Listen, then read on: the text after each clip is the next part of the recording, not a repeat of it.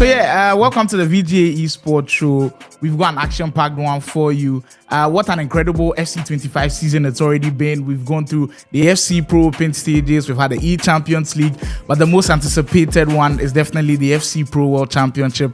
And who best to give us the best insights in that one? The Esports Commentator of the Year, Brandon Smith, here with us all the way from the UK. Brandon, welcome to the show. Thank you for having me. I mean, this is an overdue appearance. I've wanted to come on this show before. It's just never really sort of synced up. But now it feels like it's the perfect time. We're around the corner from, as you said, the biggest tournament of the year in Saudi Arabia. $1.5 million on the line, and I can't wait for it. It's sort of the last hurrah of FC25. Then it's all eyes on the brand new game, isn't it? Yeah, indeed. And we've already seen FC26 trailer and all of that being in the works. But what's your whole insight about how the FC25 season has been? I mean, we've heard players kind of complain that they haven't made too many tournaments coming up and all of that. What's your whole take on that? It's difficult. I mean, look, it's been a different season in terms of, I think we had a really successful FC Pro Open again. I think that's been a really amazing tournament. The E-Champions League always delivers. The league partners, I think, are getting better and better. But I do agree there is a long gap between the end of May when the E-Champions League is done to when we're having our World Championships, obviously at the start of August, or middle of August. So you're looking at a 2-month gap there for a lot of players. So, obviously I've tried to help out in past times with Wicked Wednesday tournaments and online cups like that. But no, I hear the community. Last year we had tournaments in Dallas, didn't we? Yeah.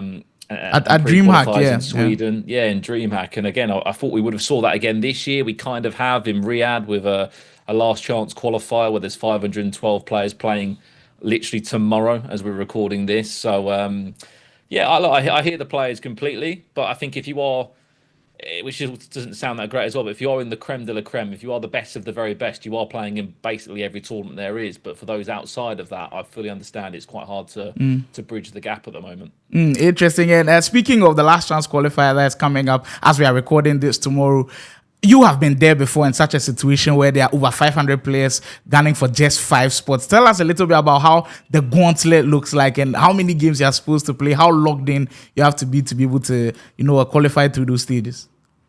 Yeah, so basically, just for a bit of context, so I'm going out to Saudi Arabia next week. So I'm at home in my bedroom right now in my studio, commentating for the next 4 days. So it's going to kick off with 512 players that are in Riyadh playing live. They've all flown themselves out there for their own expenses, their own costs of hotels and travel. I believe they have to win 3 games to make potentially their money back. So there's a prize put on this tournament of $252,000 just for the last chance qualifier. Only 5 of these players, 5 of 512 will make it into the play-ins on Sunday. And then it's only 4 of those players from the play-ins that make it to the World Championship. So you've got 512 players that have all flown into Saudi Arabia out their own pockets or an esports team's pocket. Only 5 of them are going to make it into the play-ins on Sunday. So it is a really harsh format. If you lose twice, you're eliminated. It's a double elimination competition.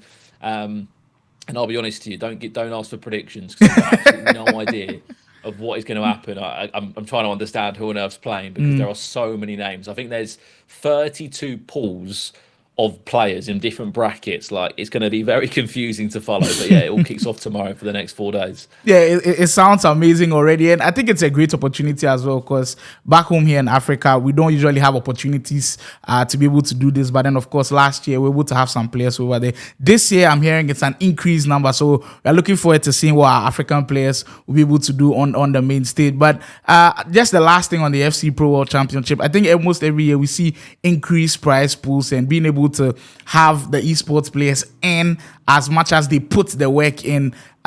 What's your whole take on the players being able to earn as esports players? Because back home here in Africa, it's difficult for people to recognize esports as a career. How important is that to you as well?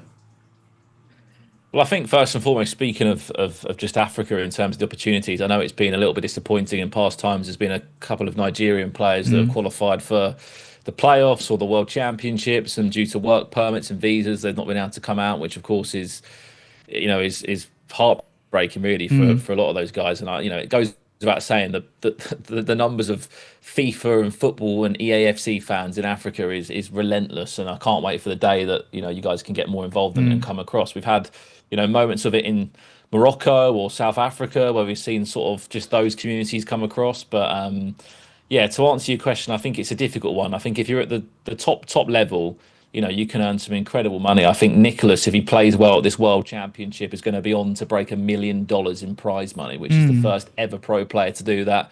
Anders Vergang is only 19. He can also do that, I believe, with potentially a World Championship win here. So, look, if you're at the top level, there is some incredible money to be made. But I think it just comes down to being in the right place at the right time with the right people around you, and in the nicest way, kind of being based in Europe to a degree, because that's where a lot of the teams are, and those esports organisations and those investing.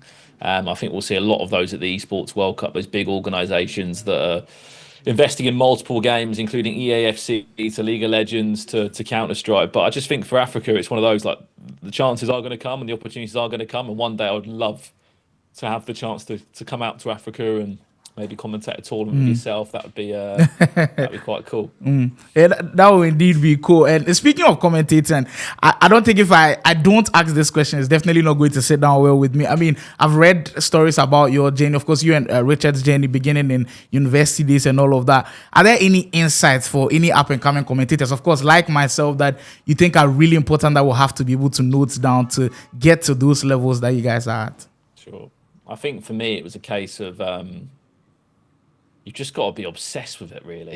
I think that's the way I can only describe it. Is I remember when I first started out university, I used to commentate in my university like bedroom on Twitch to about 3 people, and I was doing it and I was just loving it, and I was learning about the process. And don't get me wrong, there was timing and there was opportunities which I had, which of course maybe you might not have, and other people in the world. But when that opportunity does come, you just got to be so prepared and ready to smash it. I think since then it's just being very proactive, like always, making connections with people, always reaching out. And I think a quote that I always used to say was, sort of be so loud or be so good that people can't ignore you. So for example, what I mean by that is that me and Richard at that time, we were doing so much and we were being everywhere that it got to a point where sort of like EA and other tournament operators couldn't ignore us, and we were sort of there and we were ready to go and ready to work and really hungry. So that was a bit of a sort of a quote that I said to myself a long time ago. But other than that, I think just cliche as it is, you just got to work really hard, and you've just got to keep going at it and be obsessed with your craft and improve and speak to people, and take the plunge of maybe traveling over to a different part of the world and making connections there, and yeah, just taking risks, really. Duly noted. I'm definitely noting all of those down. Before we let you go, back here in Africa, like I said, taking esports as a career is a very difficult thing. But just speak to us a little bit about how it has impacted your life, the kind of growth that you've seen with yourself, where it has been able to take you to serve like as an inspiration to everybody here in Africa trying to compete as a high level, as a pro player, maybe as a commentator, something to do with just esports in general. One thing that people might not know, but in England now, you can go to university and study esports. So you can go to university and basically learn about esports as a whole. And I think my number one bit of advice is that everyone has their aspirations on being just a pro player, and they think they can only be a pro player. But there's so many opportunities out there, from being a content creator to being a commentator to a host to maybe running a podcast or social media or being a team manager or into marketing and business and sponsorships. There's so much. I think I'd look at esports as a whole, is what I'd say, is maybe don't put all your hopes on just one single thing. For example, if you look at me, I started out as a commentator, but I think what's really helped me out is I've become sort of a content creator as well. I'm sort of a content creator and a commentator, and I also do other projects like Wicked Wednesdays, where I run my own competitions for the scene. And you sort of have to, have a lot of strings, so to say, to your bow of what's going to help you. So my advice would be try and look at the industry as a whole. If it doesn't work out as a pro player, it's not the end of the opportunity for you. There's so much more out there you can do. It's just looking across and seeing what you can find. Amazing stuff. Before we let you go, by the way, we'll put you on the spot. Who do you think is winning the FC Pro World Championship?